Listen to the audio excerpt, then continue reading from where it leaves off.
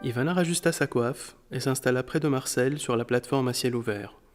Depuis son arrivée, 2 jours plus tôt, elle n'avait pu parler qu'à quelques saisonniers, et celui-là était le plus sympa en dépit de son allure patibulaire. « Tu veux t'enrouler une ?» Il lui tendait un paquet de tabac et une minuscule boîte de feuilles.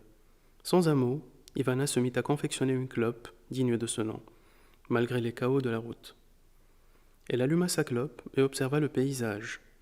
Des vignes, peignées comme des dreadlocks, à perte de vue. Avant de s'embarquer dans cette galère, elle avait vérifié la topographie des lieux. La majeure partie de la propriété, appelée le domaine, abritait des vignobles. Au centre, le diocèse regroupait les fermes et les infrastructures des émissaires. L'ensemble était strictement privé et aucun étranger n'avait le droit d'y pénétrer.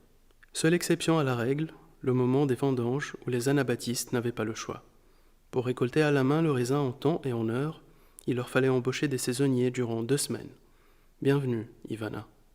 Elle ferma les yeux et se laissa bercer par les secousses. À cet instant, elle se sentait plutôt bien. Les petits déjeuners de la communauté étaient excellents. Des produits simples, bio comme elle les aimait. Et l'air glacé de la campagne alsacienne lui claquait les joues avec une sorte de tendresse joyeuse. « Secoue-toi, ma vieille, t'es pas là pour évasser. » Elle rouvrit les yeux et donna un coup de coude à Marcel, qui somnolait à ses côtés.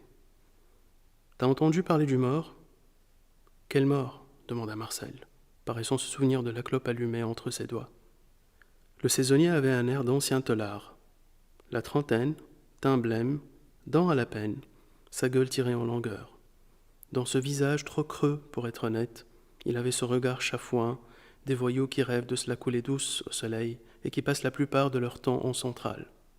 « On m'a dit qu'on avait trouvé un cadavre dans une chapelle. »« À Saint-Ambroise, ouais. » Il fumait par petites bouffées, comme s'il économisait son souffle.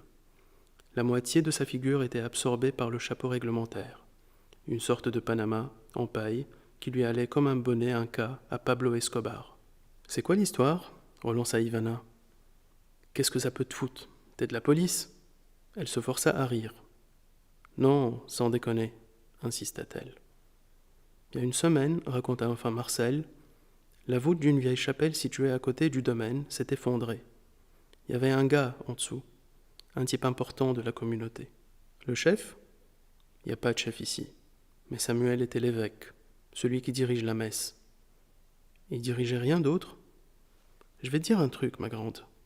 Tu poses trop de questions. Découvrez la suite dans Le jour des cendres de Jean-Christophe Granger.